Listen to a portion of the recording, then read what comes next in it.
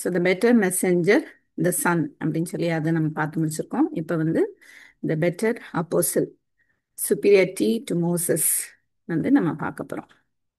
அப்புறம் த Borrell of unbelief வந்து 7 to 19. Time இருந்ததுன்னா நம்ம 7 to 19 பார்த்துடலாம். ஹோல் சாப்டர் கூட நம்ம முடிச்சிடலாம். ஏன்னா இந்த அதிகாரத்தில் வந்து நம்மளுக்கு அந்த அளவுக்கு நிறைய டவுட் இருக்காதுன்னு நினைக்கிறேன், நம்புகிறேன். யாராவது வாசித்தீங்களா? வாசித்தீங்களா? சரி. ஸோ இப்போ ஃபர்ஸ்ட் 6 வசனத்தை நம்ம வந்து வாசிக்கலாம். இப்படி இருக்க பரம அழைப்புக்கு பங்குள்ளவர்களாகிய பரிசுத்த சகோதரரே, நாம் அறிக்கை பண்ணுகிற அப்போஸ்தலரும் பிரதான ஆசாரியருமாய் இருக்கிற கிறிஸ்து இயேசுவை கவனித்து பாருங்கள். மோசே தேவனுடைய வீட்டில் எங்கும் உண்மையுள்ளவராய் இருந்தது போல இவரும் தம்மை ஏற்படுத்தினவருக்கு உண்மையுள்ளவராய் இருக்கிறார். வீட்டை உண்டு பண்ணினவன் வீட்டை பார்க்கிலும் அதிக கனத்திற்குரியவனாய் இருக்கிறான். அதுபோல மோசேயை பார்க்கிலும் இவர் அதிக மகிமைக்கு பாத்திரராய் இருக்கிறார். ஏனெனில் எந்த வீடும் ஒருவனால் உண்டாக்கப்படும், எல்லாவற்றையும் உண்டு பண்ணினவர் தேவன். சொல்லப்பட போகிற காரியங்களுக்கு சாட்சியாக மோசே பணிவிடைக்காரனாய் அவருடைய வீட்டில் எங்கும் உண்மை உள்ளவனாய் இருந்தான்.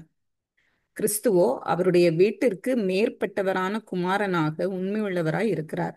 நம்பிக்கையினாலே உண்டாகும் தைரியத்தையும் மேன்மை பாராட்டலையும் முடிவு பரியந்தம் உறுதியாய் பற்றி கொண்டிருப்போம் ஆகில் நாமும் அவருடைய வீடாய் இருப்போம். புரிஞ்சிருக்கும்னு நினைக்கிறேன், அப்படிதானே? என்ன புரிஞ்சது? யாராவது சொல்லுங்க பார்க்கலாம். ஆக்சுவலாக நம்ம வந்து எப்ரேயர் ஸ்டடி ஸ்டார்ட் பண்ணும்போது வந்து நான் சொன்னேன், எல்லாரும் சேர்ந்து தான் டிஸ்கஸ் பண்ண போகிறோம் அப்படின்னு சொல்லி. ஏன்னா நானும் இப்போ தான் படிக்கிறேன், அதனால எல்லாரும் சேர்ந்து நம்ம டிஸ்கஸ் பண்ணுவோம். அவங்கவுங்க நம்ம வீட்டில் வாசிச்சுட்டு வருவோம். என்ன புரிஞ்சுதோ இல்லை என்ன டவுட்டோ கேட்போம். அப்போ தான் ஒருத்தர் ஒருத்தர் வந்து வளர முடியும் அப்படின்னு சொல்லி. ஆனால் இன்னைக்கு வரைக்கும் நான் தான் பேசிட்டு இருக்கேன், அதனால கேட்குறேன். உங்களுக்கு வாசித்ததுல என்ன புரிந்தது, இல்லை என்ன சந்தேகம் வந்தது?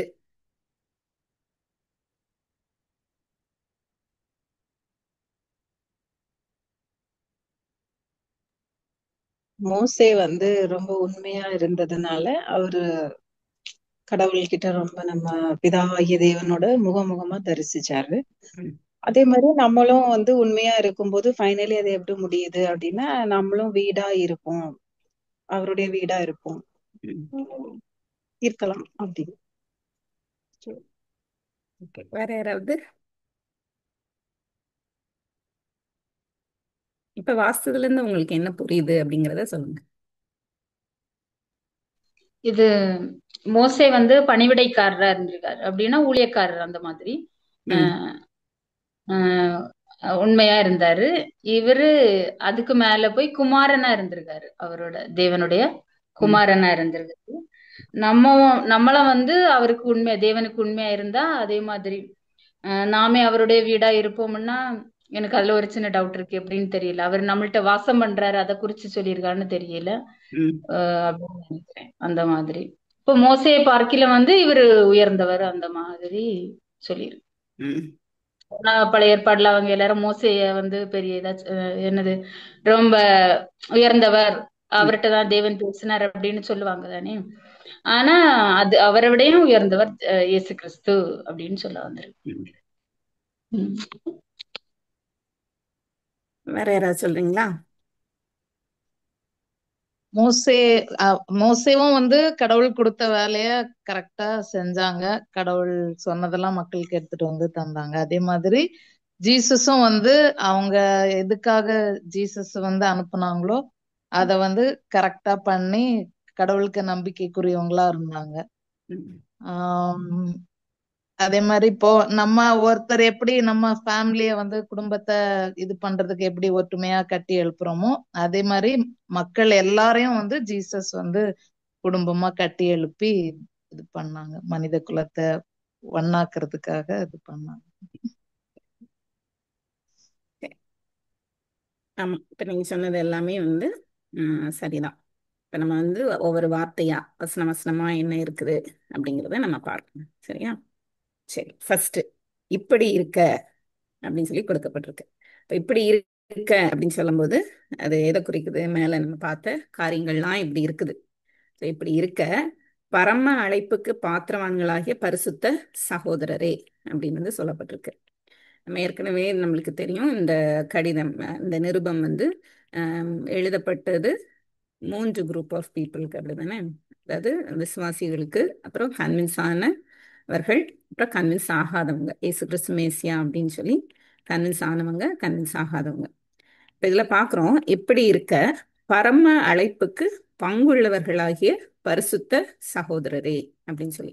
இப்ப பரிசுத்த சகோதரரே அப்படின்னு சொல்லும்போது நம்ம முந்தின அதிகாரத்துல 2வது அதிகாரம் 11வது வசனத்துல இது நிமித்தம் அவர்களை சகோதரர் என்று சொல்ல அவர் வெட்கப்படாமல் அப்படின்னு சொல்லியிருக்குது. இப்ப சகோதரர் அப்படின்னு சொல்லும்போது இயேசு கிறிஸ்து வந்து நம்மை சகோதரர் அப்படின்னு சொல்லி சொல்றாரு. அதே போல நம்ம ஒருவரை ஒருவர் சொல்றோம் அப்படின்னு சொன்னா எல்லாரும் கிறிஸ்துக்குள்ள இருக்கிறோம், விசுவாசிகள் வந்து கிறிஸ்துக்குள்ள இருக்கிறோம், அதனால நம்ம சகோதரர் அப்படின்னு சொல்றோம். ஆனா வேதத்துல ஒரு சில இடங்கள்ல பொதுவாகவும் கூட வந்து சகோதரர் அப்படின்னு குறிப்பிடப்பட்டிருக்குது. இந்த இடத்துல பரிசுத்த சகோதரரே அப்படின்னு சொல்லி சொல்லப்பட்டிருக்கு. இப்ப பரிசுத்தம் அப்படின்னா ஆல்ரெடி வந்து நம்ம பார்த்திருக்கிற மாதிரி அதுக்கு 2 அர்த்தம் இருக்குது. முதல்ல வந்து பிரித்தெடுக்கப்பட்டவர்கள், உலகத்திலிருந்து எடுக்கப்பட்டவர்கள். தேவன் வந்து ஒரு யூனிக் காட், அவரை வந்து வேற யார் கூடயுமே நம்ம வந்து கம்பேர் பண்ண முடியாது காட். அதே மாதிரிதான் நம்ம பிரித்தெடுக்கப்பட்டவர்கள் அப்படின்னு சொல்லும்போது நம்ம பரிசுத்தவான்கள்னு சொல்றப்போ நம்ம வந்து டிஃப்ரெண்ட், யூனிக், வேற யாரு கூடயும் நம்ம வந்து கம்பேர் பண்ண முடியாது. அந்த மாதிரி ஒரு காரியம் நம்ம வந்து கிறிஸ்துக்குள்ள இருக்கிறதுனால. அப்போ இப்படி இந்த மாதிரி காரியங்கள்லாம் நம்ம பார்த்துட்டு வந்ததுனால இப்படி இருக்க பரம அழைப்புக்கு பங்குள்ளவர்கள். பரம அழைப்பு அப்படின்னா என்ன யோசிக்கிறீங்க?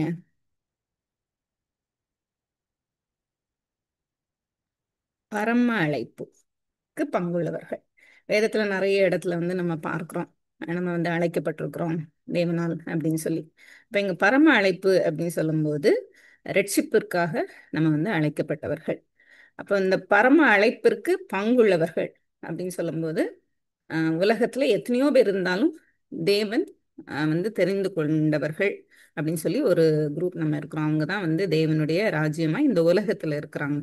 அப்போ இவர்கள் தான் வந்து அந்த ராஜ்யத்துக்கு பங்குள்ளவர்கள், பரம அழைப்புக்கு பங்குள்ளவர்கள். அப்படின்னா அந்த ரட்சிப்புக்கு அழைக்கப்பட்டு அந்த ராஜ்யத்திற்குள்ளாக நம்ம வந்து போவதற்கு தகுதி அடைந்தவர்கள். அப்ப அப்படிப்பட்ட சகோதரரை நாம் அறிக்கை பண்ணுகிற அப்போஸ்தலரும் பிரதான ஆசாரியருமா இருக்கிற கிறிஸ்து இயேசுவை கவனித்து பாருங்கள். இப்ப வந்து அவர் என்ன சொல்றாரு அப்படின்னா ஒரு கமாண்ட் கொடுக்கிறார், ஒரு இல்ல இன்ஸ்ட்ரக்ஷன் கொடுக்கிறார். எப்படி நம்ம 2வது அதிகாரத்துல முதல் வசனத்துல கவனிக்க வேண்டும், விட்டு விலகாதபடிக்கு அவைகளை மிகுந்த ஜாக்கிரதையாய் கவனிக்க வேண்டும் அப்படின்னு சொல்லும்போது நம்ம செயல்பட வேண்டும்ங்கிறத நம்ம அந்த இடத்துல பார்த்தோம். நாம் கேட்டவைகளை விட்டு விலகாதபடிக்கு நம்ம வந்து செயல்பட வேண்டும், கவனித்து இருக்க வேண்டும் அப்படின்னு சொல்லும்போது காரியங்களை பார்த்து நம்ம செயல்படணும் அப்படின்னு பார்த்தோம். இந்த இடத்துல வந்து நம்ம பார்க்கிறோம் கிறிஸ்து இயேசுவை கவனித்து பாருங்கள் அப்படின்னு சொல்லி. ஸோ அதுக்கு முன்னாடி வந்து நம்ம அழைப்பு அப்படின்னு பார்த்தோம்ல, அழைப்பு, பரிசுத்த அழைப்பு, பரம அழைப்புக்கு பங்குள்ளவர்கள் அப்படின்னு சொல்லி வேதத்துல அழைப்பு குறித்தான ஒரு சில வசனங்கள் வந்து நான் சொல்றேன். ரோமர் 8:28. ரோமர் 8:28 வந்து அவருடைய தீர்மானத்திற்கென்று அழைக்கப்பட்டவர்கள், அவருடைய தீர்மானத்தின்படி அழைக்கப்பட்டவர்கள். ரோமர் 8:28. ரோமர் 8:30 பார்க்கிறோம், எவர்களை முன் குறித்தாரோ அவர்களை அழைத்தும் இருக்கிறார் அப்படின்னு சொல்லி பார்க்கிறோம். அப்போ நம்மை முன் குறித்திருக்கிறார். எதற்கு அப்படின்னா இயேசு கிறிஸ்துக்குள்ளாக நாம் வருவதற்கு நம்ம வந்து முன் குறித்திருக்கிறார். அப்போ நம் முன் குறித்திருக்கிறார்னு சொல்லும்போது ரட்சிப்பிற்கென்று நம்மளை வந்து முன் குறித்திருக்கிறார். அது வந்து அவருடைய தீர்மானத்தின்படி நடந்திருக்கிறது. இப்போ நம்ம அவருடைய தீர்மானத்தின்படி அழைக்கப்பட்டிருக்கிறோம். அதே போல 1 கொரிந்தியர் 1:24 இதுல நம்ம பார்க்கிறோம், யூதரானாலும் கிரேக்கரானாலும் எவர்கள் அழைக்கப்பட்டிருக்கிறார்களோ. அப்ப இந்த உலகத்திற்கே அந்த அழைப்பு வந்து பரம அழைப்பு வந்து கொடுக்கப்பட்டிருக்கிறது அப்படின்னு பார்க்கிறோம். அது யாரா இருந்தாலும் சரி தேவன் வந்து அழைக்கிறார்.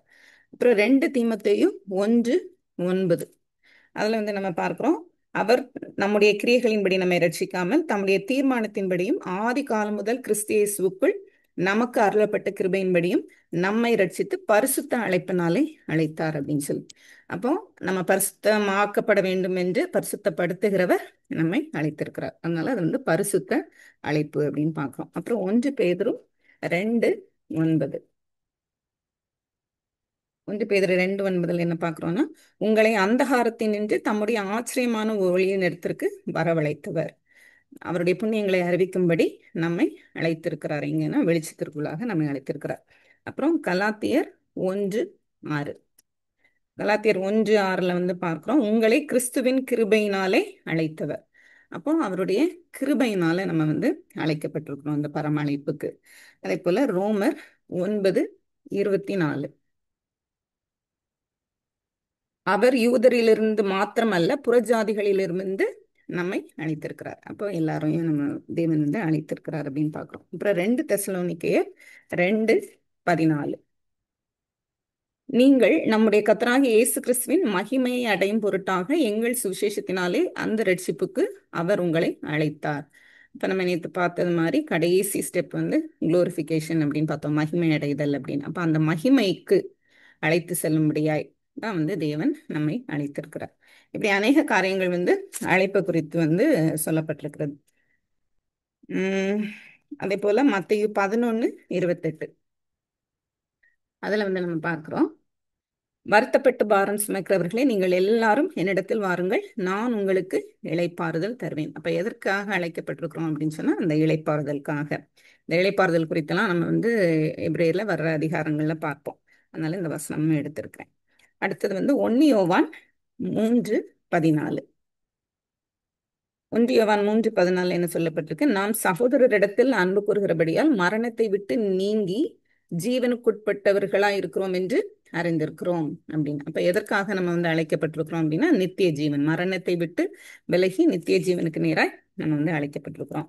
அப்புறம் 1 கொரிந்தியர் 7:15 அதுல என்ன சொல்லுது வசனம், ஆகிலும் அவிசுவாசி பிரிந்து போனால் போகட்டும், இப்படிப்பட்ட விஷயத்தில் சகோதரனாவது சகோதரியாவது அடிமைப்பட்டவர்கள் அல்ல, சமாதானமாய் இருக்கும்படிக்கே தேவன் நம்மை அழைத்திருக்கிறார். அப்ப சமாதானமாய் இருக்கும்படி நம்ம அழைக்கப்பட்டிருக்கிறோம். அதுக்கப்புறம் 1 கொரிந்தியர் 1:9 கர்த்தராய் நம்முடைய குமாரனும் நம்முடைய கர்த்தருமாய் இருக்கிற இயேசு கிறிஸ்துடனே ஐக்கியமாய் இருப்பதற்கு உங்களை அழைத்த தேவன் உண்மை உள்ளவர். இப்ப தேவன் எதற்காக அழைத்திருக்கிறார் அப்படின்னா அவரோடு ஐக்கியப்படும்படிக்கு. அப்ப பரம அழைப்பு அப்படின்னு சொல்லும்போது ரட்சிப்பிற்கென்று தேவன் நம்மை அழைத்திருக்கிறார் அப்படின்னாலும் அந்த அழைப்புக்குள்ள அநேக காரியங்கள் வந்து இருக்கிறது. நம்ம இப்போ நிறைய வசனங்கள் வந்து பார்த்தோம். தேவன் தம்முடைய மகிமைக்கு நேராய் நம்ம வந்து அழைத்திருக்கிறார், கிருபையினால நம்மளை வந்து அழைத்திருக்கிறார். அப்புறம் உலகத்தில் இருக்கிற அனைவருக்கும் அந்த அழைப்பை வந்து கொடுத்திருக்கிறாரு. அதே போல அவரோட ஐக்கியமா இருக்கணும் அப்படின்னு அழைப்பு கொடுத்திருக்கிறாரு. அடிமைத்தனத்திற்கு அல்ல சமாதானமா இருக்கும்படி வந்து நம்மளை அழைத்திருக்கிறாரு. அப்புறம் வெளிச்சத்திற்கு நம்ம வந்து அழைத்திருக்கிறாரு. அப்புறம் சுயாதீனத்திற்கு என்று நம்மை வந்து அழைத்திருக்கிறாரு. நம்ம வந்து விடுதலை பெற்றவர்கள், நம்ம வந்து அடிமையானவர்கள் அல்ல. ஸோ அதற்காக வந்து அழைத்திருக்கிறார். அப்போ புறஜாதிகள் எத்தனையோ பேர் இருந்தாலும் தேவன் வந்து நம்மை அவர்களிலிருந்து அழைத்திருக்கிறார். அந்த அழைப்பு வந்து பரிசுத்தமான ஒரு அழைப்பு அப்படின்னு சொல்லி நம்ம பார்க்கோம். சரி, இப்போ இப்படிப்பட்ட தேவன் நம்மை அழைத்து அவருடைய ராஜ்யத்திற்கு பங்குள்ளவர்களாய் வந்து மாத்திருக்கிறார். நாம் அறிக்கை பண்ணுகிற, இப்போ நம்ம அழைத்திருக்கிறார், நம்ம என்ன பண்றோம் அப்படின்னு சொன்னா அறிக்கை பண்ணுகிறோம். நம்மளுடைய செயல்கள் மூலமா, நம்ம ஒருவரிடத்துல பேசுகிறது மூலமா வந்து நம்ம அறிக்கை பண்ணுகிறோம். இங்க எப்படி அறிக்கை பண்ணுகிறோம் அப்படின்னு சொல்றாருன்னா, அப்போஸ்தலரும் பிரதான ஆசாரியருமாய் அவரை வந்து அறிக்கை பண்ணுகிறோம். ஏன்னா நம்ம வந்து 2வது அதிகாரத்துல தேவன் வந்து தன்னுடைய குமாரனை மனிதனாக ஏன் அனுப்பினாரு, எப்படி அவர் வந்து தூதர்களுக்கு மேலானவர் அப்படிங்கிறது தான் நம்ம பார்த்தோம். இப்போ அப்போஸ்தலர் அப்படின்னா என்ன அர்த்தம்?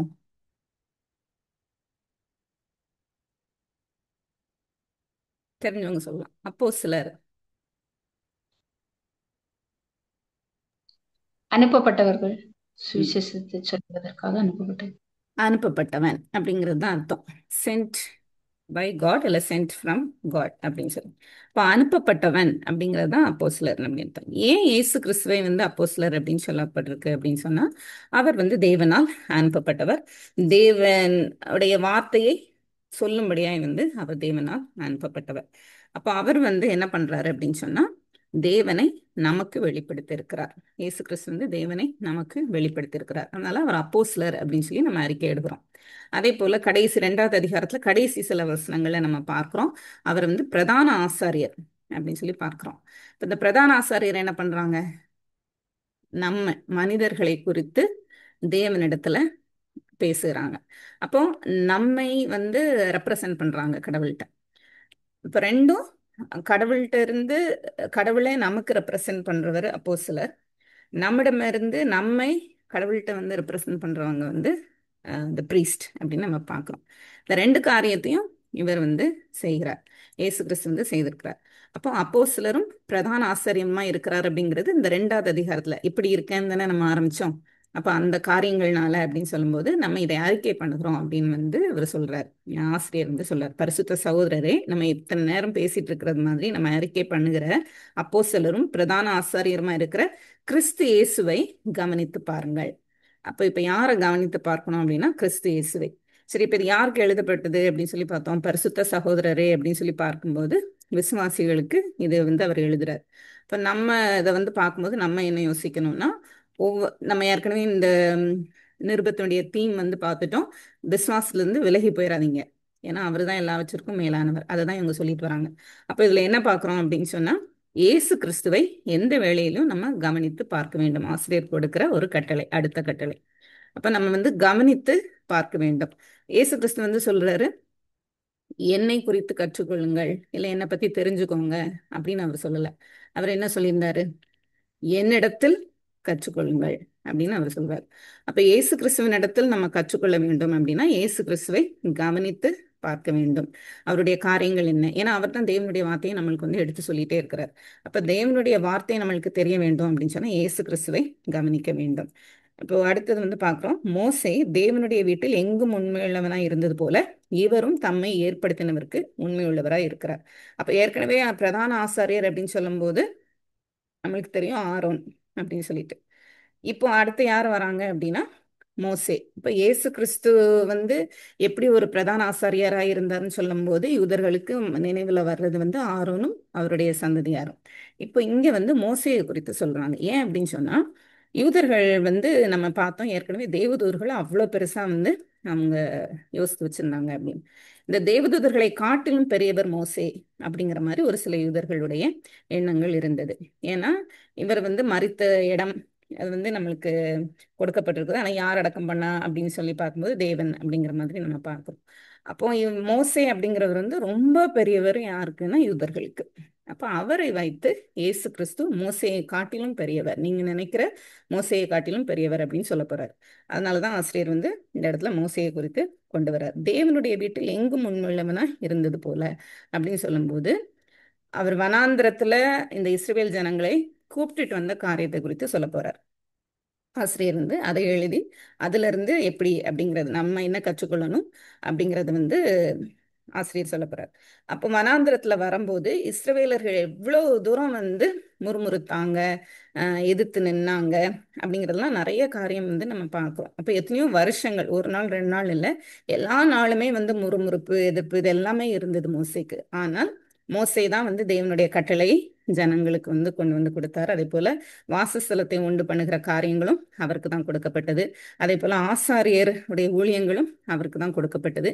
எதை தேவன் அவர்களுக்கு கொடுத்தாரோ அதை அப்படியே வந்து இந்த உலகத்துல அவர் வந்து எல்லா காரியத்தையும் செய்து வந்து முடித்தார். அப்ப நம்ம எப்படி பார்க்கிறோம் அப்படின்னு சொன்னா, தேவன் கொடுத்த கட்டளையை அவர் கொடுத்தார், அதை இன்னைக்கு வரைக்கும் யூதர்கள் வந்து ஃபாலோ பண்றாங்க அப்படின்னு சொன்னா அது வந்து எந்த ஒரு பிழையும் இல்லாம அப்படி உண்மையாய் அவர் வந்து அதை எடுத்து கீழ்ப்படிந்து அவர் வந்து செய்றார். அப்ப மோசே தேவனுடைய வீட்டில் எங்கும் உண்மை உள்ளவனாய் இருந்தது போல இவரும் தம்மை ஏற்படுத்தினவருக்கு உண்மை உள்ளவராய் இருக்கிறார். அப்ப இந்த இடத்துல நம்ம வந்து என்ன காரியங்கள் பார்க்கிறோம் அப்படின்னு சொன்னா, ஒண்ணு வந்து அப்போஸ்தலர் இயேசு கிறிஸ்து அப்படின்னு சொல்லும்போது அனுப்பப்பட்டவர். இங்க நம்ம மோசையை பார்க்கிறோம், மோசேயும் அனுப்பப்பட்டவர். மோசே வந்து வந்துட்டார்ல வெளியில, எகிப்துல இருந்து வெளியில வந்துட்டார். திரும்ப தேவன் அழைத்து அவரை வந்து அனுப்புகிறார் எகிப்திலிருந்து ஜனங்களை மீட்பதற்கு. அப்போ இவங்க 2 பேருடைய சிமிலாரிட்டிஸை வந்து இந்த இடத்துல காமிச்சு இதுல இயேசு கிறிஸ்து எப்படி மேலானவர் அப்படின்னு சொல்லிட்டு அப்போ நம்ம பார்க்கிறோம் தேவனால வந்து அனுப்பப்பட்டவர் அப்படின்னு சொல்லி பார்க்கிறோம். 2வது வந்து என்னன்னு பார்க்கிறோம்னா, அவர் உண்மை உள்ளவராய் இருந்தார். மோசே வந்து உண்மை உள்ளவராய் இருந்தார் அப்படின்னு சொல்லி இந்த உலகத்துல எத்தனையோ ஜனங்கள் மத்தியில அவர் உண்மை உள்ளவராய் இருந்தார். கடவுள் கூட கம்பேர் பண்ணல. இன்னும் இந்த உலகத்துல எத்தனையோ பேர் இருந்தாங்க, எத்தனையோ பரிசுத்தவான்கள் இருந்தாங்க. அதுல பார்க்கும்போது இவர் தேவன் கொடுத்த கட்டளையை அப்படியே மனிதர்களுக்கு கொடுத்து அதை வந்து நடைமுறைக்கு கொண்டு வந்தார். அதனால இவர் வந்து உண்மை உள்ளவர் அப்படின்னு சொல்லி பார்க்கிறோம். மூன்றாவது வந்து என்ன அப்படின்னா, ஒரு பொறுப்பு அவருக்கு கொடுக்கப்பட்டது. அந்த பொறுப்பை வந்து அவர் ஏற்றுக்கொண்டார். தேவன் கொடுத்த பொறுப்பை வந்து அவர் ஏற்றுக்கொண்டு அதை வந்து நிறைவேற்றி முடித்தார். அதுக்கப்புறம் பார்க்குறோம், அவர் வந்து என்ன பண்றாரு அப்படின்னு சொன்னா, தேவனுக்கும் மனிதர்களுக்கும் இடையில ஒரு மீடியேட்டரா இருக்கிறார். இப்போ இதெல்லாம் வச்சுதான் இயேசு கிறிஸ்துவை வந்து மோசே கூட கம்பேர் பண்ண போறாரு ஆசிரியர். அப்போ வந்து என்னெல்லாம் பார்த்தோம் அப்படின்னு சொன்னா, மோசஸ் வந்து he was appointed by God அப்படின்னு பார்க்குறோம், அனுப்பப்பட்டார். அப்போ he was appointed by God. அடுத்தது வந்து he was faithful அப்படின்னு பார்க்குறோம். அப்புறம் he was responsible அப்படின்னு சொல்லி பார்க்குறோம். அதுக்கப்புறம் he was the mediator அப்படின்னு சொல்லி பார்க்குறோம். இப்போ இந்த 4 காரியங்களை வச்சு இயேசு கிறிஸ்துவை கம்பேர் பண்றோம். இப்போ வீட்டை உண்டு பண்ணினவன் வீட்டை பார்க்கிலும் அதிக கனத்திற்குரியவனாய் இருக்கிறான். அதுபோல மோசேயை பார்க்கிலும் இவர் அதிக மகிமைக்கு பாத்திரராய் இருக்கிறார் அப்படின்னு சொல்லி. இப்போ இது எல்லாமே இயேசு கிறிஸ்துவும் அதே காரியங்களை வந்து அவர் செய்தாரு. ஆனா வீட்டை உண்டு பண்ணினவன் வீட்டை பார்க்கிலும் அதிக கனத்திற்குரியவன் அப்படின்னு சொல்லி நம்மளுக்கு வந்து அந்த வசனம் புரியும். வீட்டை உண்டு பண்ணினவன்ங்கிறப்போ தேவன் வந்து கிரியேட்டர். ஜீசஸ் வந்து இந்த இடத்துல கிரியேட்டர் அப்படிங்கிறது வந்து அவர் சொல்றார். அப்போ அவர் கிரியேட்டரா இருக்கிறதுனால அவர் வந்து மகிமையானவர். வீட்டை பார்க்கிலும் வந்து அவர் வந்து அதிக மகிமைக்கு பாத்திரர் அப்படின்னு பார்க்கிறோம். ஏனெனில் எந்த வீடும் ஒருவனால் உண்டாக்கப்படும், எல்லாவற்றையும் உண்டு பண்ணினவர் தேவன். அப்போ மோசே வந்து அந்த வீட்டுல செய்ய வேண்டிய காரியங்கள்ல அவருக்கு ஒரு பொறுப்பு தான் கொடுக்கப்பட்டிருந்தது. ஆனா அந்த வீடே வந்து யாருடையதா இருந்தது அப்படின்னா தேவனுடையதா இருந்தது. அப்போ எந்த வீடும் ஒருவனால் உண்டாக்கப்படும், ஆனா எல்லாவற்றையும் அந்த வீட்டையும் உண்டாக்கினவர் வந்து யாரு அப்படின்னு சொன்னா தேவன் அப்படின்னு பார்க்கிறோம். இது வரைக்கும் ஈஸியா நம்மளுக்கு வந்து புரிஞ்சிருக்கும். அதுக்கப்புறம் 5வது வசனம், சொல்லப்பட போகிற காரியங்களுக்கு சாட்சியாக மோசே பணிவிடைக்காரனாய் அவருடைய வீட்டில் எங்கும் உண்மை உள்ளவனாய் இருந்தான். சொல்லப்பட போகிற காரியங்கள் அப்படின்னு சொன்னா இவன் அவர் ப்ரூவ் பண்ண போறாருல, நிறைய காரியங்கள் வச்சு அவர் சொல்ல போறார். இந்த காரியங்களுக்கு எல்லாம் சாட்சியாக மோசே பணிவிடைக்காரனாய் அவருடைய வீட்டில் எங்கும் உண்மை உள்ளவனாய் இருந்தான் அப்படின்னு சொல்லி சொல்லப்பட்டிருக்கு. அப்ப மோசே சொன்ன காரியங்கள் சரி. இப்ப இவர் ஆசிரியர் அதை குறித்து வந்து சொல்ல போறார். அப்ப அந்த காரியங்கள் எல்லாத்தையும் நம்ம பார்க்கும்போது மோசே வந்து ஒரு சாட்சியா இருந்தாரு அப்படின்னு சொல்லி பார்க்கிறோம். அப்ப மோசே பணிவிடைக்காரனா இருக்கிறாரு. அப்புறம் மோசே வந்து சாட்சியாய் வந்து அவர் இருக்கிறாரு. அவர் கொடுத்த நியாய பிரமாணமானாலும் சரி, அவர் கொடுத்த வாசஸ்தலமானாலும் சரி, எல்லா காரியங்களும் தேவனிடத்துல இருந்து வந்ததுனால அது வந்து ஒரு சாட்சின்னு சொல்லும்போது ஒரு நிழல். அவர் கொடுத்தது ஒரு நிழல், அது இயேசு கிறிஸ்துவில வந்து ஒரு நிஜமாய் வந்து இருக்க போறது.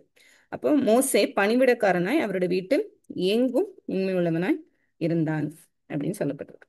இப்போ இந்த எல்லா வசனங்களையும் எப்படி பார்க்குறோம்னா ஃபெய்த்ஃபுல் அப்படிங்கிற வார்த்தை வந்து திரும்ப திரும்ப வருது. அப்போ இதுல என்ன சொல்ல போறோம், காட் வந்து எவ்வளோ ஃபெய்த்ஃபுல் அப்படிங்கிறத நான் வந்து பார்க்குறோம். கிறிஸ்துவோ அவருடைய வீட்டிற்கு மேற்பட்டவரான குமாரனாக உண்மை உள்ளவராய் இருக்கிறார். இப்போ சொன்ன மாதிரி அந்த வீட்டுல ஒரு கல்லு தான் மோசே, ஆனா அந்த வீடே வந்து தேவன். அந்த வீட்டையும் உண்டாக்கினவர் தேவன் அப்படின்னு பார்க்குறோம். அப்ப அந்த வீடுன்னு நம்ம சொல்லும் போது எதர் நம்ம சபையா எடுத்துக்கலாம், இல்ல ஒரு தனிப்பட்ட ஆலயமாகிய நம்மளையும் கூட வந்து நம்ம எடுத்துக்கலாம், இந்த உலகத்தையும் கூட எடுத்துக்கலாம். 3 விதமா வந்து ஸ்பிரிச்சுவலாவும் நம்ம பார்த்துக்கலாம், உலக பிரகாரமாகவும் வந்து அதை பார்த்துக்கலாம். அப்ப கிறிஸ்துவோ அவருடைய வீட்டிற்கு மேற்பட்டவராக குமாரனாக உண்மை உள்ளவராய் இருக்கிறார் அப்படின்னா அவர் வந்து இருந்தான் அப்படின்னு சொல்லி அவருடைய இது முடிஞ்சிருச்சு. இவர் வந்து இன்னும் உண்மை உள்ளவராய் இருக்கிறார். இயேசு கிறிஸ்து வந்து இன்னும் உண்மை உள்ளவராய் இருக்கிறார் அப்படின்னு சொல்லி சொல்லப்பட்டிருக்கிறது. நம்பிக்கையினாலே உண்டாகும் தைரியத்தையும் மேன்மை பாராட்டாலையும் முடிவு பரியந்தம் உறுதியாய் பற்றி கொண்டிருப்போம் ஆகில் நாமே அவருடைய வீடாய் இருப்போம். அப்போ இந்த இடத்துல வந்து உங்களுக்குலாம் டவுட் வந்ததான்னு தெரியல. யாருக்காவது வந்ததா டவுட்?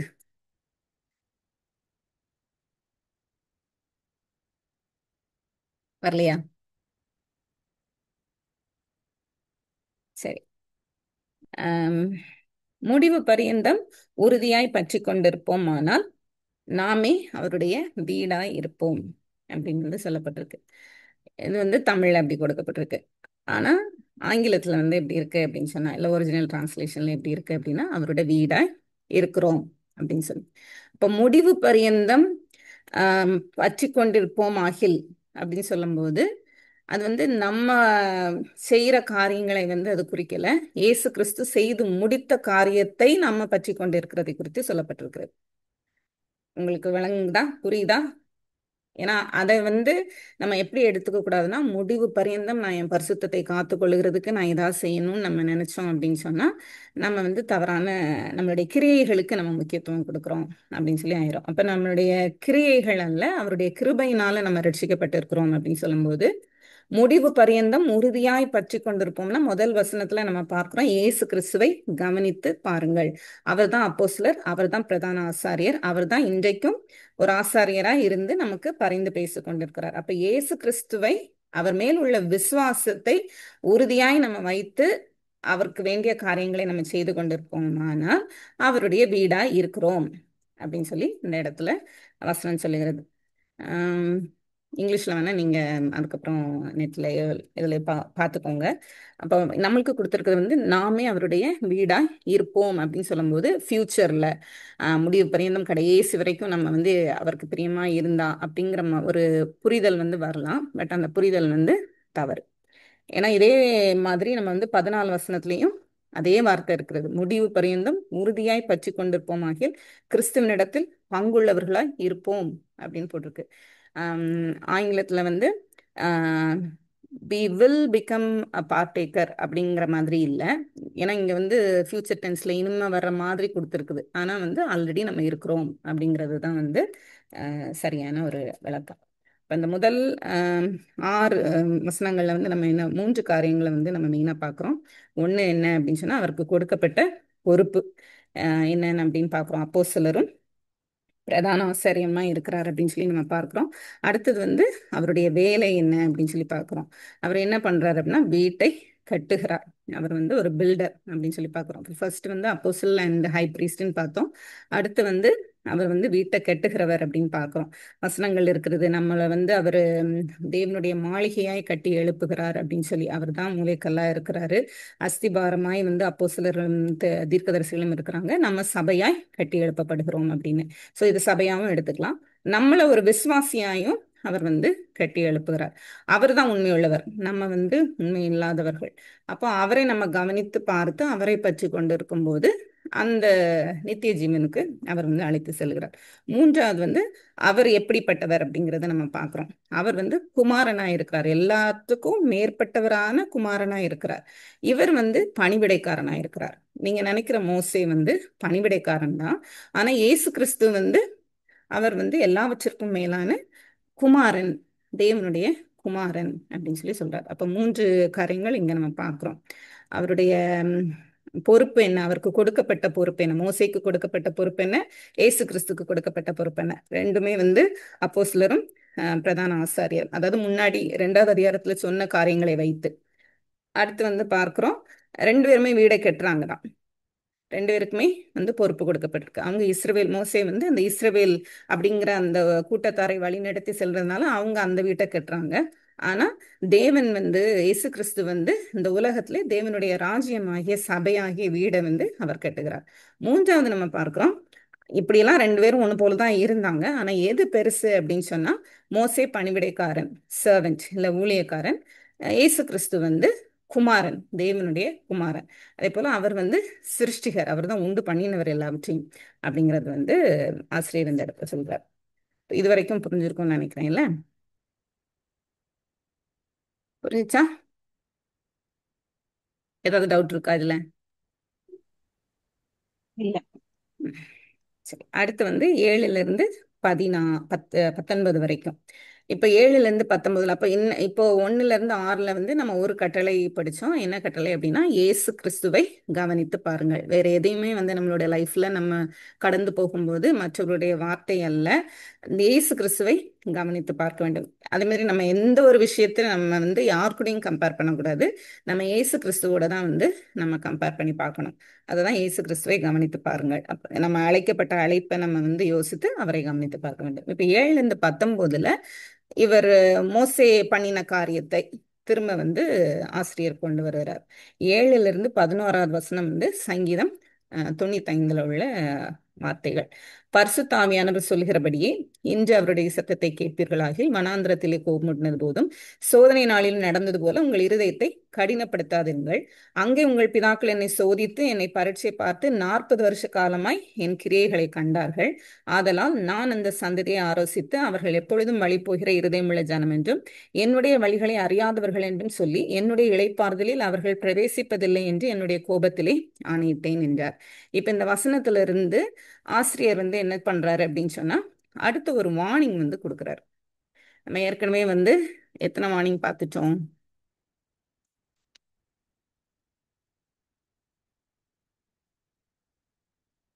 மொத்தம் எத்தனை வார்னிங் இருந்துச்சு? நம்ம எத்தனை வார்னிங் பார்த்தோம்?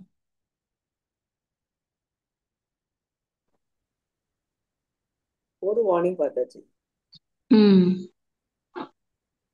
என்ன வார்னிங்? ஆகையால் கேட்டவைகளை விட்டு விலகாதபடிக்கு கேட்டவைகளை விட்டு விலகாதபடிக்கு மிகுந்த ஜாக்கிரதையாய் மிகுந்த கவனிக்க ஜாக்கிரதையாய் கவனிக்க வேண்டும் பார்த்தோம். அடுத்த வார்னிங் எங்க இருக்கு அப்படின்னா 3வது அதிகாரம் 7வது வசனத்துல இருந்து 4வது அதிகாரம் 13வது வசனம் வரைக்கும் இருக்குது அடுத்த வார்னிங். சரியா? அப்ப இந்த செகண்ட் வார்னிங்ல நம்ம என்ன பார்க்க போறோம் அப்படின்னு சொன்னா கீழ்ப்படியாமை இல்ல கீழ்ப்படிதல், கீழ்ப்படிங்க அப்படிங்கிறது தான் நம்ம பார்க்க போறோம். ஃபர்ஸ்ட் விட்டு விலகாமல் இருக்கும்படியாய் நீங்க அதை கவனித்து செயல்படுங்க அப்படின்னு சொல்லி பார்த்தோம். 2வது கீழ்ப்படியாமல் இருக்காதீங்க அப்படி. அப்போ இந்த இடத்துல நம்மளுக்கு கீழ்ப்படியாமல் இருக்காதீங்கன்னு சொல்லும்போது ஆசிரியர் யாருக்கு எழுதுறாரு?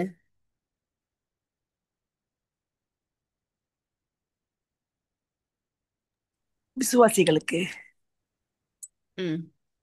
விசுவாசிகளுக்கு, எல்லாருக்கும், விசுவாசிகளுக்கு, கன்வின்ஸ் ஆனவங்களுக்கு, கன்வின்ஸ் ஆகாதவங்களுக்கு. சரியா? 3 பேருக்குமே அதாவது விசுவாசிகள் அவிசுவாசிகள் 2 பேருக்குமே எழுதுறாரு. இப்ப நம்ம ஆல்ரெடி கீழ்ப்படிஞ்சிட்டோம்ல.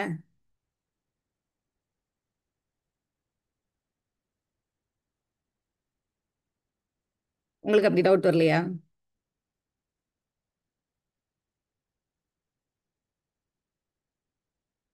நம்ம ஆல்ரெடி கீழ்ப்படிஞ்சிட்டோமா இல்லையா?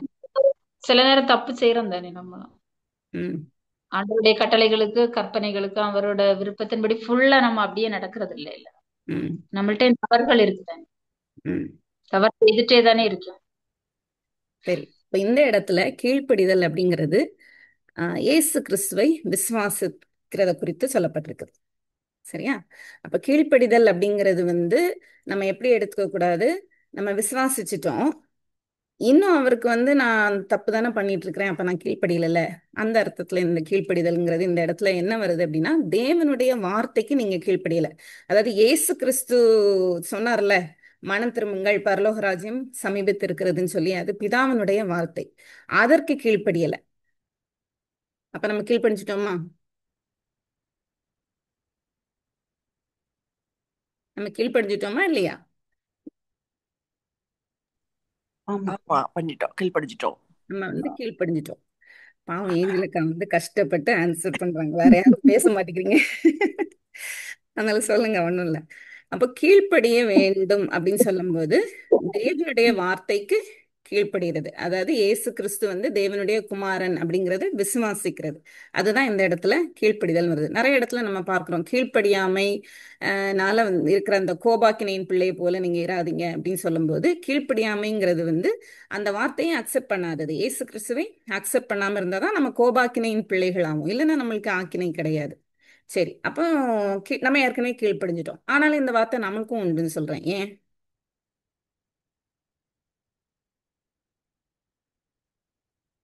விசுவாசிகளாகிய நம்ம அநேக நேரத்துல நம்ம எப்படி இருக்கிறோம் அப்படின்னு சொன்னா தேவனுடைய கட்டளைகளை நிறைவேற்றணும், இல்லைன்னா நம்ம தண்டிக்கப்படுவோம் அப்படின்னு சொல்லி நம்முடைய கிரியைகள் மேல நம்பிக்கை வைத்திருக்கிறோம் விசுவாசிகளா இருந்த பின்னரும்.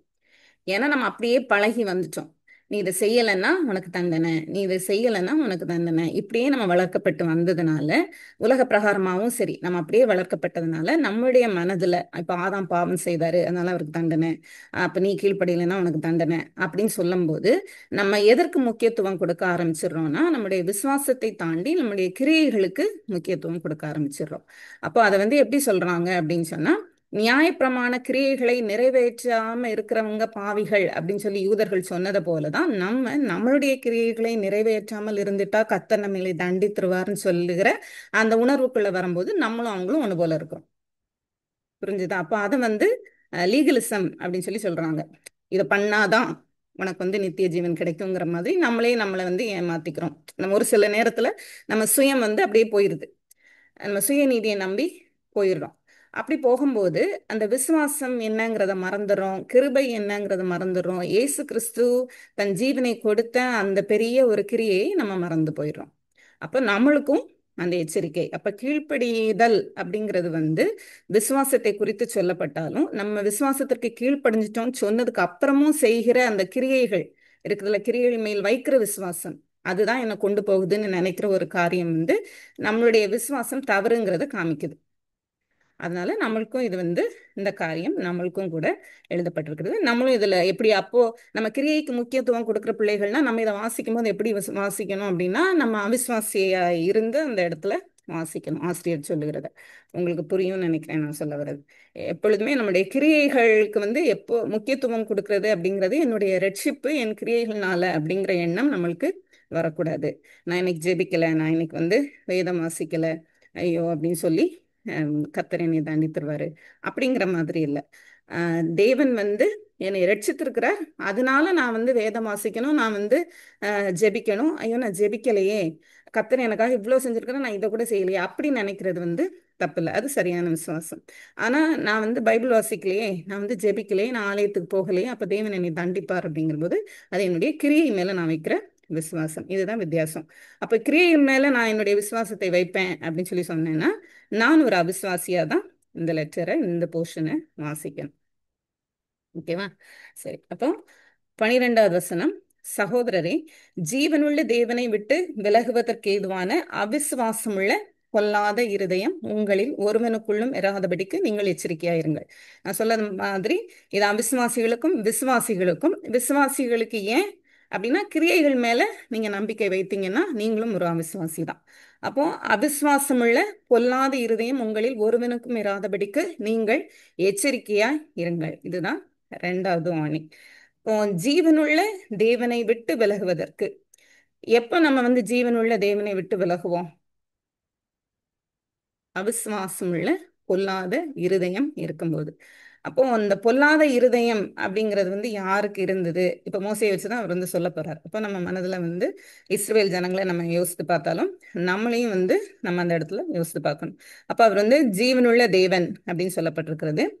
ஏசு கிறிஸ்து அவரை விட்டு விலகுவதற்கு ஏதுவான, அப்ப அவரை விட்டு நம்ம விலகுவோம் அப்படின்னு சொன்னா நம்மளுடைய இருதயம் அவிசுவாசம் உள்ளதாய் பொல்லாததாய் இருக்கிறது அப்படின்னு சொல்லி பார்க்கிறோம். அப்போ உங்களில் ஒருவனுக்கும் இராதபடிக்கு நீங்கள் எச்சரிக்கையா இருங்கள். உங்களில் ஒருவனாகிலும் பாவத்தின் வஞ்சனையினாலே கடினப்பட்டு போகாதபடிக்கு இன்று என்னப்படும் அளவும் நாடோறும் ஒருவருக்கொருவர் புத்தி சொல்லுங்கள். அப்ப இந்த நிருபம் நம்ம ஏற்கனவே பார்த்தோம், வெளியில இருக்கிற யூதர்கள், யூதயா கலிலேயாவை தாண்டி வெளியில இருக்கிற யூதர்கள். இப்ப இவங்களுக்கு இந்த நிருபம் போகும்போது இவங்க அநேக உபதேசங்களை கேட்டுக்கொண்டு இருக்கிறாங்க, சோர்ந்து போகிறாங்க. இந்த லெட்டர் மெயினா ஏன் எழுதப்பட்டது? விசுவாசிகளும் கூட திரும்ப பேக் அந்த ஜூடாயிசம்க்கு போறாங்க. அந்த ரிச்சுவல்ஸ் செய்யணும் போல, கண்டிப்பா அவங்க கிரியைகளுக்கு முக்கியத்துவம் கொடுக்கறதுக்கு அவங்க மைண்ட் அதுக்குள்ளேயே ஊறி இருந்ததுனால திரும்ப பேக் அங்க போகிறதுக்கு அவங்க மனது அவங்கள தள்ளுகிறது. அதுக்குதான் அவர் எழுதுறாரு, உங்களில் ஒருவனாகிலும் பாவத்தின் வஞ்சனையினாலே கடினப்பட்டு போகாதபடிக்கு ஒன்று எனப்படும் அளவும் ஒருவருக்கொருவர் புத்தி சொல்லுங்கள். புத்தி சொல்லுங்கள் அப்படிங்கிறப்போ என்கரேஜ் பண்ணுங்க, உங்களுக்குள்ளேயே ஒருத்தர் ஒருத்தர் என்கரேஜ் பண்ணுங்க.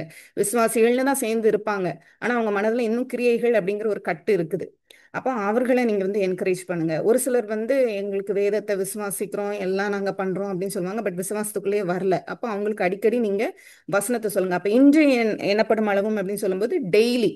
அப்ப இந்த இடத்துல ஆசிரியர் ஒரு டியூட்டி ஒவ்வொருவருக்கும் கொடுக்குறாரு. நம்மளுக்கும் சபைக்குள்ள ஒரு டியூட்டி என்ன அப்படின்னு சொன்னா, நம்மளுடைய கிறிஸ்டியன் ஃப்ரெண்ட்ஸா இருந்தாலும் சரி, நம்ம ஏதோ அவிசுவாசிகள் புறஜாதிகளுக்கு தான் போய் சுவிசேஷத்தை அறிவிக்கணும் அப்படிங்கிறதுல நம்மளுக்கு கொடுக்கப்பட்டிருக்க டியூட்டி என்ன? இங்க ஆசிரியர் என்ன சொல்றாரு அப்படின்னா, இன்று எனப்படும் அளவும் நீங்க ஒருவருக்கொருவர் புத்தி சொல்லுங்கள் அப்படின்னு சொல்லும்போது, நம்ம யார் கூட பேசினாலும், எந்த ஒரு காரியத்தை நம்ம பேசினாலும் வேதத்திலிருந்து சில காரியங்களை எடுத்து அவர்களை என்கரேஜ் பண்ணணும். ஏன்னா எல்லாரும் பாடுகளுக்குள்ள கஷ்டங்களுக்குள்ள போகும்போது நம்ம நான் உங்களுக்காக ஜெபம் பண்றேன் அப்படிங்கிறது இல்லை.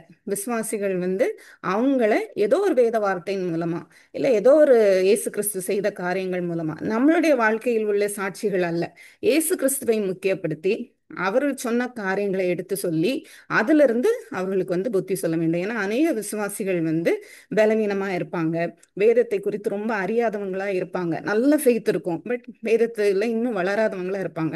அப்ப நீங்க சொல்ற வசனங்கள் அவங்களோட இருதயத்துல ஆழமாய் பதியும், தேவனால அது கூடும்.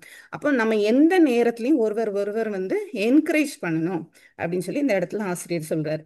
ஏன் அப்படின்னு சொன்னா பாவம் வஞ்சிக்கும் அப்படின்னு சொல்லி, அந்த பாவம் வஞ்சிக்கும் போது இருதயம் கடினப்படும். அப்போ நம்ம பழைய ஏற்பாட்டுல எல்லா இடத்தையும் பார்க்குறோம், இஸ்ரவேலர் ஜனங்கள் இருதய கடினம் உள்ளவர்கள், மணங்கா கழுத்துள்ள ஜனங்கள் அப்படின்னு சொல்லலாம். அப்போ நம்மளும் கூட அப்படிதான், நம்ம எப்பவுமே இஸ்ரவேல் ஜனங்கள் இஸ்ரவேல் ஜனங்கள் சொல்லிட்டு இருக்கோம், பட் நம்மளும் பார்க்கும்போது அவர்களை விட மோசமானவர்களாக தான் நிறைய சூழ்நிலைகள்ல நம்மளும் இருக்கிறோம். அப்ப நம்ம இருதயம் கடினப்படக்கூடாது அப்படின்னு சொன்னா, பாவம் என்கிறது நம்மை வஞ்சிக்கும், நம்மளுக்கே தெரியாது. வஞ்சிக்கிறதுங்கிறது என்ன? நம்ம எல்லாம் பண்ணதுக்கு அப்புறம் தான் ஓ இது தப்பு அப்படின்னு தெரியுதுல்ல, அப்ப அது வஞ்சிக்கிறது நம்ம. அப்ப பாவம் வஞ்சனையில உங்களை என்ன பண்ணுமா, கடினப்படுத்தும். அப்ப உங்களை கடினப்படுத்துது அப்படின்னு சொன்னா நீங்க விழுந்துருவீங்கன்னா நீங்க ரட்சிப்புல இருந்து விழுந்து போவீங்க அப்படின்னு இல்லை. நம்மளுடைய கிறிஸ்டியன் லைஃப் எப்பவுமே ஒரு அப்ஸ் அண்ட் டவுன்ஸ் விசுவாசத்துல நம்மளுக்கு இருக்கும். அந்த நேரத்துல தான் நம்ம என்ன பண்ணணும், நம்ம எப்ப விழுறோம் எழும்புறோம்னு பக்கத்துல இருக்கவங்களுக்கு தெரியாது, அவங்க சொல்ற வார்த்தைகள் பலப்படுத்தும். இப்ப நம்ம ஏதோ நம்ம சொன்னோம் அப்படின்னு நம்ம சொல்லிட்டு வந்திருக்கலாம், ஆனா அந்த பர்சனுக்கு, நீங்க சொன்ன அந்த பர்சனுக்கு மேபி அது ரொம்ப பெரிய காரியமா இருக்கலாம், ஸ்பிரிச்சுவலா அவங்க ரொம்ப பிரைட்டன் ஆயிருந்திருக்கலாம். அதனால நம்மளுக்கு தெரியாது. நம்மளுக்கு கொடுக்கப்பட்டிருக்க டியூட்டி, நம்ம சக விசுவாசிகள் அவங்க யாரா இருந்தாலும் சரி, யார் என்ன பலவீனங்கள்ல போறாங்கன்னு தெரியாது, எப்ப பேசும்போதும், டெய்லி யார்கிட்ட பேசுறீங்களோ யார்கிட்ட பேசும்போதும் வசனத்தை குறித்து சொல்லும்போது ஏதோ ஒரு வார்த்தையோ ஏதோ ஒரு வாக்கியமோ அவர்களை பலப்படுத்தக்கூடும். அப்போ நம்ம வஞ்சிக்கப்படக்கூடிய இடத்துலதான் நம்ம இருக்கிறோம். பாவம் வஞ்சிக்கும். யாக்கோபுல எல்லாம் நம்ம பார்க்கிறோம், பாவம் எப்படி ஆஹ் இச்சையை பிறப்பித்து அது மரணத்துக்கு நேராய் கொண்டு செல்லுறது அப்படிங்கிறத நம்ம பார்க்கிறோம். அப்போ அந்த பாவத்துல நம்ம விழுந்து விடாதபடிக்கு இருக்கணும் அப்படின்னு சொன்னா புத்தி சொல்லுங்க அப்படின்னு சொல்றாரு. ஏன்னா அவர்களுக்கு அந்த காலத்துல வேதம் இல்ல, உபதேசங்கள் தான் இருக்குது. அப்போ அவங்க நீங்க ஒருத்தருக்கு ஒருத்தர் புத்தி சொல்லுங்க, இல்லைன்னா விழுந்து போயிருவாங்க. விசுவாசிகள் விழுந்து எழும்பிடுவாங்க, ஏன்னா நீதிமான்கள் கிறிஸ்துக்குள்ள இருக்கிறோம். ஆனா ஒரு சிலர் இந்த இடத்துல நம்ம 3 குரூப் பார்த்தோம்ல, ஒரு சிலர் கன்வின்ஸ் ஆகுறாங்க இவருதான் இயேசு கிறிஸ்து அதெல்லாம் சொல்றாங்க, ஆனா அவங்க இன்னும் லைஃபை ஒப்பு கொடுக்கல. நம்மளும் கூட விசுவாசிகள் நினைச்சிட்டு லைஃபை ஒப்பு கொடுக்காம இருக்கலாம். நம்ம அழகா பைபிள் ரீட் பண்ணலாம், அழகா பைபிளை வியாக்கியானம் பண்ணலாம், டெய்லி நம்ம ஜெபம் பண்ணலாம், ஆனா நம்மளுடைய வாழ்க்கையை அர்ப்பணிக்காம பாவத்துக்குள்ளேயே நம்ம இருந்துட்டு இருக்கோம் அப்படின்னா நம்மளும் விசுவாசிகள் கிடையாது. நம்ம விசுவாசி அப்படின்னு எப்போ நம்ம சொல்றோம் அப்படின்னு சொன்னா, நம்ம விசுவாசத்துக்குள்ள வளர வளர பரிசுத்தமாகுதல் நம்மளுடைய பலன் அப்படின்னு சொல்லப்பட்டிருக்கு. அப்போ நம்மளுக்கே நம்மளையும் அறியாம தேவன் நமக்குள்ள கிரியை செய்யும் போது, நம்ம விட்டு கொடுக்கும்போது, நம்மளுடைய சுயத்தை விட்டு கொடுக்கும்போது நமக்குள்ள இருக்கிற சேஞ்சஸ் நம்ம கண்டிப்பா பார்ப்போம். நம்ம பழைய மாதிரி இருக்க மாட்டோம், அநேக காரியங்கள் நம்மளுக்குள்ள சேஞ்ச் ஆகிறத நம்மளால ஃபீல் பண்ண முடியும். அப்போ தேவன் எல்லாருக்கும் தான் இந்த இடத்துல சொல்றாரு பாவம் வஞ்சிக்கும். ஏன்னா இன்னும் நம்ம இந்த உலகத்துல விழுந்து போன உலகத்துல தான் இருக்கிறோம். நம்ம விசுவாசிகள் அப்படின்னு சொன்னாலும் இன்னும் பாவம் செய்கிறவர்களா தான் இருக்கிறோம். ஆனா விசுவாசிகளுக்கு தேவனாகிய இயேசு கிறிஸ்து அச்சாரமாய் இருக்கிறார். அப்போ அவர் தான் ஆங்கர், அவர் நம்மளை பிடிச்சிருக்கிறார், நம்ம அவரை பிடிக்கல, அவர் நம்ம பிடிச்சிருக்கிறார். அதனால நம்ம விழுந்தாலும் அவர் நம்மை கொண்டு வந்துடுவார். ஆனா அவர்கிட்ட தங்களை ஒப்பு கொடுக்காதவங்க இருக்கிறாங்கல்ல, பைபிளை வாசிக்கிறவங்க, சர்ச்சுக்கு வரவங்க, ரெகுலரா ப்ரேயர் அட்டன் பண்றவங்க, அப்படியெல்லாம் இருக்கிறதுனால அவங்க விசுவாசின்னு சொல்ல முடியாது. அவங்க தேவனுக்கும் அவங்களுக்கும் மட்டும்தான் அது தெரியும். அப்போ ஒவ்வொருவரும் நம்மளை எந்த இடத்துல நம்ம நிற்கிறோம் அப்படிங்கிறத பார்த்துட்டு பாவம் வஞ்சியாதபடிக்கு இயேசு கிறிஸ்துவை நம்ம கவனித்து பார்க்க வேண்டும். அப்போ ஒருத்தர் புத்தி சொல்லும் போது தேவன் அவர்கள் மூலமா பேசுகிறார். இப்ப நம்மளுக்கு வேதம் கரத்துல இருக்கிறதுனால நம்ம வேதத்தை தியானித்து நம்ம அடிக்கடி பேசும்போது வேதத்தை குறித்தான காரியங்கள், இயேசு கிறிஸ்துவை குறித்தான காரியங்கள் பேசும்போது அது நம்ம இன்னும் ஆவிக்குரிய இதுல வளர்க்கும். அடுத்ததாக நாம் ஆரம்பத்திலே கொண்ட நம்பிக்கையை முடிவு பரியந்தம் உறுதியாய் பற்றி கொண்டிருப்போமானால் கிறிஸ்துவனிடத்தில் பங்குள்ளவர்களாய் இருப்போம். ஏற்கனவே பார்த்தோம், பங்குள்ளவர்களாய் இருக்கிறோம் அப்படிங்கிறது தான் இருக்குது. அப்ப பங்குள்ளவர்களாய் இருக்கிறோம் அப்படின்னு சொல்லும்போது நம்ம தேவனுடைய ராஜ்யத்துல பங்குள்ளவர்களாய் இருக்கிறோம். ஆரம்பத்திலே கொண்டிருந்த நம்பிக்கை அப்படின்னு சொல்லும்போது அந்த விசுவாசத்துக்குள்ள நம்ம வருகிறோம். அதை தான் நம்ம அன்னைக்கு பார்த்தோம். நம்ம நீதிமானாக்கப்பட்டு இருக்கிறோம். இத சால்வேஷன் ரட்சிப்பை எப்படி சொல்றாங்க அப்படின்னு சொன்னா, அந்த இன்ஸ்டன்ட் என்னைக்கு ரட்சிக்கப்படுகிறோமோ, என்னைக்கு விசுவாசிக்கிறோமோ அந்த நேரத்துல அது பொசிஷனல் சால்வேஷன் அப்படின்னு சொல்றாங்க. ரெண்டாவது ப்ரோக்ரஸிவ் சால்வேஷன். அந்த பொசிஷனல் சால்வேஷன் தான் ஜஸ்டிஃபிகேஷன். நம்மளுக்கு ஒரு பொசிஷன் கொடுக்கப்படுது, நீங்க நீதிமான் அப்படின்னு சொல்லி. அதுக்கப்புறம் அதுதான் அந்த ஆரம்பத்துல கொண்டு இருக்கிற நம்பிக்கை. அதுக்கப்புறம் லைஃப் லாங் நம்மளுடைய காரியம் முடிவு வரைக்கும், நம்மளுடைய லைஃப் எண்டாகும் வரைக்கும் நம்ம ப்ரோக்ரஸிவ் சால்வேஷனுக்குள்ள இருக்கிறோம். ஸோ அந்த மாதிரி இருக்கிற நேரத்துல முழுவதுமாய் நம்ம ஒப்பு கொடுத்து அவரை பற்றி கொண்டிருப்போமானால், கிறிஸ்துவை பற்றி கொண்டவர்களாய் இருப்போமானால் நம்ம அவருடைய சுதந்திரத்துக்கு பங்குள்ளவர்களாய் இருக்கிறோம். அப்போ நம்ம கடைசி வரைக்கும் அவருடைய சுதந்திரத்தின் பங்குள்ளவர்களாய் இருக்க வேண்டும் அப்படின்னு சொன்னா கிறிஸ்துவை விசுவாசிக்கிறதுல இருந்து விலகி வந்துடக்கூடாது. இவங்க விலகிற சூழ்நிலையில இருக்கிறாங்க. இப்போ ஒருவேளை நம்ம விசுவாசிக்கிறோம், அப்ப நம்ம விலகிற முடியுமா? Can we lose our salvation? ரட்சிப்பை இழக்க முடியுமா அப்படின்னா இழக்க முடியாது. என்றைக்குமே இழக்க முடியாது. ஏன்னா அவர் தான் நம்மை பிடித்து வைத்திருக்கிறார். அவருடைய கரத்துல அவர் தான் அவருடைய அச்சாரத்தை கொடுத்திருக்கிறார். அப்படிங்கிறப்போ அவருடைய கையிலிருந்து அவருடைய ஆடுகளை ஒருவரும் பறித்து கொள்ள முடியாது அப்படின்னு சொல்லும்போது நம்ம விழுந்து போக மாட்டோம். அப்ப விசுவாசிகள் உண்மையிலே நம்ம விசுவாசிக்கிறோம்னு சொல்லி என்னுடைய லைஃபையும் ஒப்பு கொடுத்து எனக்குள்ள சேஞ்சஸ் நான் ஃபீல் பண்ணி இன்னும் பரிசுத்தமாக வேண்டும் என்கிற எண்ணம்லாம் எனக்கு இருக்கும்போது, ஏதோ ஒரு தவறு செய்யும் போது தேவனை துக்கப்படுத்திட்டேங்கிற ஒரு எண்ணம் எனக்கு வரும்போது நான் விசுவாசத்துல வளர்கிறேன்னு அர்த்தம். ஏன்னா பரிசுத்த ஆவியானவர் தான் உணர்த்துவார். இல்ல நான் பைபிள் வாசிக்கிறேன், நான் எல்லாமே பண்றேன், ஆனா தப்பு பண்ணும்போது நான் உணர்த்தப்படலை அப்படின்னு சொன்னா என்னுடைய விசுவாசம் ஒரு கேள்விக்குறியா தான் இருக்குது. அப்ப நான் உணர்த்தப்படுகிறேன், நான் பரிசுத்தமாகிறேன் அப்படின்னு சொல்லும் போது நான் அவருடைய ராஜ்யத்துல பங்குள்ளவரா இருக்கிறேன். அதே போல கிறிஸ்துவுக்குள்ளே நான் இன்னும் அதிகமா வளர்ந்து கொண்டிருக்கிறேன், அவரை பற்றி கொண்டிருக்கிறேன் அப்படின்னு சொல்லி அர்த்தம். அப்ப நம்ம என்னைக்குமே சால்வேஷனை லூஸ் பண்ண மாட்டோம். எப்போ அவரிடத்த முழுவதுமாய் ஒப்பு கொடுத்து நம்ம கிரியைகள் செய்யப்படுகிறதை உணரும் போது. அதே இது நம்ம ஒப்பு கொடுக்கவே இல்லை, ஆனா நான் கிறிஸ்டியன், நான் பைபிள் வாசிக்கிறேன், நான் ப்ரே பண்றேன், அதுல நான் திருப்திப்பட்டுட்டு இருந்தேன் அப்படின்னு சொன்னா அவங்க இன்னும் ரட்சிக்கப்படவே இல்லை அப்படிங்கறதான் அர்த்தம். இப்ப நம்ம யூதாசை எடுத்துக்கிட்டோம் அப்படின்னு சொன்னா இயேசு கிறிஸ்து கூட தான் இருக்கிறாரு. அப்ப முதல்ல இருந்தே அவர் ரட்சிப்புக்குள்ள இல்லை.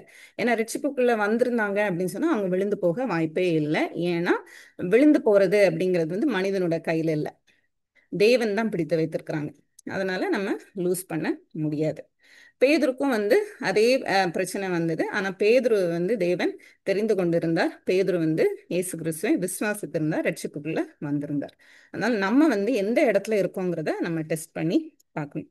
இன்று அவருடைய சத்தத்தை கேட்பீர்களாகில் கோபமூட்டுதலில் நடந்தது போல உங்கள் இருதயத்தை கடினப்படுத்தாதிருங்கள் என்று சொல்லியிருக்கிறது.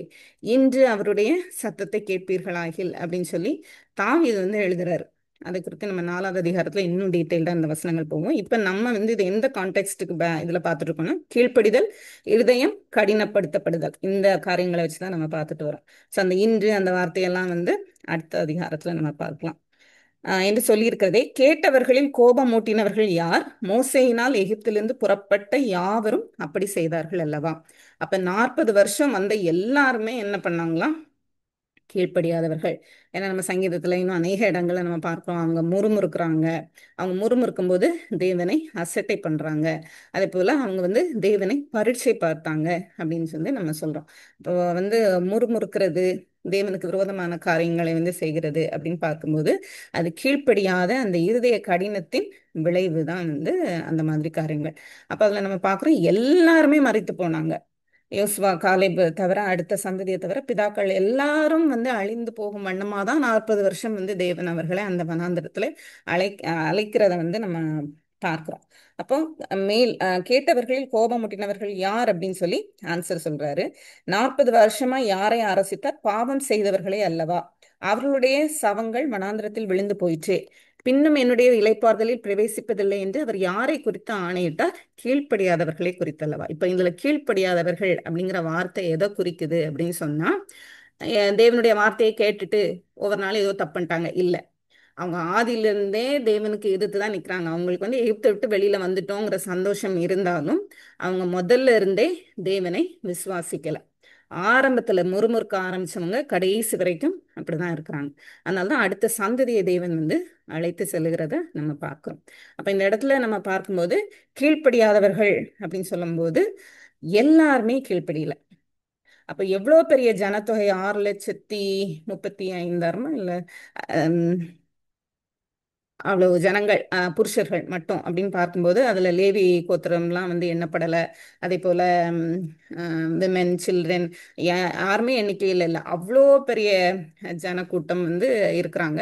அதுல அநேகர் வந்து மரித்து போறாங்க. அதாவது பிதாக்கள் எல்லாம் வந்து மரித்து போறதை நம்ம பார்க்கிறோம். அப்ப தேவன் வந்து 40 வருஷம் அவர்களை நடத்தினார் அப்படின்னு வந்து வேதம் சொல்லுது. 40 வருஷம் நடத்தும் போது எல்லாருமே மரித்து போனதுக்கு காரணம் அவர்களுடைய கீழ்ப்படியாமை. தேவனுடைய வார்த்தை விசுவாசியாமல் இருந்தது. தேவனுடைய வார்த்தை விசுவாசியாமல் இருக்கிறாங்க அப்படின்னு சொல்லும்போது தேவனை அசட்டை பண்ணுகிறார்கள். தேவன் எவ்வளவு மேன்மையானவர், எவ்வளவு மகத்துவம் உள்ளவர், வல்லமை உள்ளவர்னு எத்தனையோ காரியங்களை அவர் காமிச்சிட்டாரு. எகிப்துக்குள்ளே இருந்தே அவர் வந்து அதை காமிச்சிட்டாரு. காமிச்சதுக்கு அப்புறம் கூட அவங்க வந்து விசுவாசிக்கல. அப்ப நம்மளும் கூட சபையில நிறைய பேர் இருக்கிறோம். சபைங்கிறப்ப நம்ம என்ஜிஎஃப் சபைன்னு சொல்லல, இந்த உலகத்துல தேவனுடைய ராஜ்யம் அப்படிங்கிற ஒரு சபையில ஏகப்பட்ட பேர் இருக்கிறோம். ஆனா எத்தனை பேர் வந்து விசுவாசிகள்னு தேவன் ஒருவருக்கு தான் தெரியும். ஏன்னா அவர் சொல்றாரு, இடுக்கமான வாசல் வழியாய் பிரவேசிங்கள்னு சொல்லிட்டு. ஆனால் அந்த வாசலை கண்டுபிடிக்கிறவர்கள் சிலர் அப்படின்னு சொல்லப்பட்டிருக்கு. எல்லாரும் வாசலுக்குள்ள போன மாதிரி நினைச்சுக்கிறோம், ஆனா அதை கண்டுபிடிச்சவங்களே சிலர் அப்படின்னு சொல்லி. மனுஷகுமாரன் திரும்ப வரும்போது விசுவாசத்தை காண்பாரோ அப்படின்னு சொல்லி வேதம் வந்து சொல்லுகிறது. அப்போ அந்த வாசல்ல பிரவேசிக்கிறதுங்கிறது வந்து இயேசு கிறிஸ்துவை விசுவாசிக்கிறது அப்படிங்கிறது ஒரு எல்கேஜி பிள்ளை நானும் ஏசப்பாவோட பிள்ளை அப்படின்னு சொல்ற மாதிரியான காரியம் அல்ல. பரிசுத்த ஆவியானவர் நமக்குள்ள வந்து நமக்குள்ள கிரியை செய்யும்படியாய் நம்மளை வந்து ஒப்பு கொடுப்பது. அதுதான் இந்த இடத்துல நம்ம பார்க்கிறோம். இந்த அதிகாரத்தை கடகடான்னு ஏன் போயிட்டேன் அப்படின்னு சொன்னா, 7-11 வசனத்துல இருக்கிற காரியங்களுடைய தமிழாக்கம், சாதாரண ஒரு தமிழ் எக்ஸ்பிளனேஷன் தான் வந்து கொடுக்கப்பட்டிருக்கு. ஆனா இதை குறித்தான இதுக்குள்ள இருக்கிற இன்டெப்த் டீச்சிங் வந்து நம்மளுக்கு 4th சாப்டர்ல வருது. ஆனா இந்த சாப்டர்ல நம்ம பார்க்குற காரியம் என்ன? கீழ்ப்படியாமல் இருக்கக்கூடாது, விசுவாசத்துக்குள்ள வராம இருந்துராதீங்க. மோசே வந்து எங்கும் உண்மையுள்ளவரா இருந்தாருன்னா இந்த 40 வருஷம் எல்லாரும் மரித்து போனாங்க. அவ்வளவு பேரும் மரித்து போன இடத்துலயும் அந்த ஜனங்கள் எவ்வளவு தூரம் அவரை வந்து அஹ் அங்கலாய்ப்புக்குள்ள நடத்தி சென்றிருப்பாங்க. அதன் மத்தியிலும் அவர் வந்து தேவனுடைய காரியங்களை அவர்களுக்கு எடுத்து சொல்லி எல்லாமே வந்து அவர் வழி நடத்தினார் அப்படின்னு சொல்லி நம்ம பார்க்கிறோம். அப்ப தேவனுடைய காரியத்துல அவர் உண்மை உள்ளவராய் இருந்தார் அப்படின்னு சொல்லி பார்க்கிறோம். ஒரு இடத்துலதான் அவர் வந்து அந்த கண்மலையை வந்து அடிக்கிறாரு. அதற்கும் வந்து அவர் அந்த தேசத்துக்குள்ள போக முடியல. உபாகமம் முழுவதும் நம்ம வாசிக்கும் போது அது மோசே வந்து சொல்றாரு, நான் வந்து எத்தனையோ முறை தேவனிடத்துல கேட்டேன், உங்களாலதான் இந்த ஜனங்கள் இப்படி பண்ணதுனால இப்படி என்னால வந்து போக முடியல அப்படிங்கிறத அவர் சொல்றதை நம்ம பார்க்கிறோம். அப்போ அந்த கானான் தேசத்துக்குள்ள போகிறதுக்கு வந்து யோசேப்புக்கும் காலேபுக்கும் தேவன் தெரிந்து கொண்டு இருந்தார். அதனால அவங்க வந்து உள்ள போகிறத நம்ம பார்க்கிறோம். அதே போல தேவனுடைய ஜனங்கள் வந்து கீழ்ப்படிதல், விசுவாசம், அது அந்த கீழ்ப்படிதல்ங்கிறது விசுவாசத்துக்குள்ள இருக்குது. அதே போல இருதயம் கடினப்படக்கூடாது. அப்ப நம்ம இருதய கடினப்படுமா இயேசு கிறிஸ்துவை ஏற்றுக்கொண்டவர்களுக்கு அப்படின்னு சொல்லும்போது, ஆமா இருதய கடினப்படும். ஆனா அந்த இருதய கடினத்திலேயே நீங்க இருந்தீங்க அப்படின்னு சொன்னா விழுந்து போவீங்க அப்படின்னா எதை குறிக்கிறது? நீங்க விசுவாசத்துக்குள்ளேயே வரல அப்படிங்கறது குறிக்கிறது. அப்ப இருதய கடினத்துல பாவத்துல நம்ம கண்டினியூ பண்ணிட்டே இருக்கிறோம் அப்படின்னு சொன்னா நம்ம இன்னும் விசுவாசத்துக்குள்ளேயே வரல. பாவத்துல இருந்து நம்ம விடுதலை ஆகணும்னு சொல்லி நம்ம தேவனிடத்துல கேட்டு நம்ம ஒப்பு கொடுக்கும்போது அந்த பாவத்திலிருந்து தேவன் வந்து விடுதலை தருவார். அப்போ முற்றிலுமே நம்ம பாவம் செய்யாம இருந்துருவோமா? இல்ல. ஏன்? நம்ம வந்து ஒரு ஃபாலன் வேர்ல்ட்ல இருக்கிறோம். நம்ம ஃபிளஷ் வந்து ஆல்ரெடி விழுந்து போனது. நம்மளுக்குள்ள இருக்கிறது ஆதாமின் வித்து. அப்ப எப்போ நான் வந்து முழுவதுமாய் பரிசுத்தமாக்கப்படுவேன் அப்படின்னு சொன்னா, நான் மகிமை அடையும் போது, இந்த சரீரத்திலிருந்து நான் வெளியேறும் போது வந்து நான் முழுவதுமாய் பரிசுத்தமாவேன். ஆனா விசுவாசிகளுக்கு தேவன் கொடுக்கிற கிருபை, இயேசு கிறிஸ்துவை கொண்டு தேவன் நம்மை பார்ப்பதனால மன்னிப்பு அவரிடத்துல இருக்குது. அதனாலதான் வசனம் வந்து சொல்லுகிறது, கர்த்தரிடத்துல மன்னிப்பு உண்டு, ஆகையால் நம்ம வந்து அவருக்கு பயந்துருக்கிறோம் அப்படின்னு சொல்லி. கர்த்தரிடத்தில் பயப்படும்படிக்கு அவரிடத்தில் மன்னிப்பு உண்டு அப்படின்னு சொல்லி சொல்லப்பட்டிருக்கு. அப்ப அவருக்கு பயந்து நம்ம ஏன் இருக்கிறோம் அப்படின்னு சொன்னா, அவருக்கு அந்த கனத்தை ஏன் கொடுத்து நம்ம இருக்கிறோம் அப்படின்னு சொன்னா, அவரிடத்துல இருந்துதான் மன்னிப்பு நம்மளுக்கு கிடைக்குது. அதனாலதான் விசுவாசிகளுக்கு அந்த ஒரு கிருபை, தேவனிடத்துல போய் மன்னிப்பு கேட்கறது. மற்றவங்களுக்கு அதுவும் கிடையாது. இப்போ நம்ம வந்து எவ்வளவு தூரம் கீழ்ப்படிதலுக்குள்ள இருக்கணும் அப்படிங்கிறது, நம்ம ஆல்ரெடி விசுவாசத்துக்குள்ள வந்துட்டோம். அந்த விசுவாசத்துக்குள்ள இருக்கிறோமா, என்னோட லைஃப்பை ஒப்பு கொடுத்துருக்கணும் அப்படிங்கிறத பார்க்கணும். ஒப்பு கொடுத்ததுக்கு அப்புறமும் கூட என்னுடைய இருதயம் கடினப்படும், ஆனா அதுக்குரிய சிக்ஷையை நான் பெற்றுக்கொண்டு மறுபடியும் வருவேன். விசுவாசி நீதிமான் 7 தரம் விழுந்தாரும் அவன் எழுந்திருப்பான் அப்படின்னு சொல்லும்போது சிக்ஷிக்கப்படுகிறோம். அந்த தேவனுடைய கரத்தில் விழுவது பயங்கரமா இருக்கும் அப்படின்னு சொல்லி வசனம் சொல்லப்பட்டிருக்குது. அவருடைய அடிகளை நம்ம பெற்றுக்கொண்டு வருகிறதற்கு முதலாவதே நம்ம என்ன பண்றோம் அப்படின்னு சொன்னா நம்மை ஒப்பு கொடுக்க வேண்டும். அப்ப இந்த காரியங்கள் தான் வந்து இந்த 3வது அதிகாரம் முழுவதுமா நம்ம வந்து பார்க்கிறோம். 4வது அதிகாரத்துல இதே வசனத்தை கொண்டு நம்ம வந்து இன்னும் வேறு சில காரியங்களை வந்து நம்ம கற்றுக்கொள்வோம். இன்னைக்கு அவ்வளவுதான். டவுட் இருக்கா?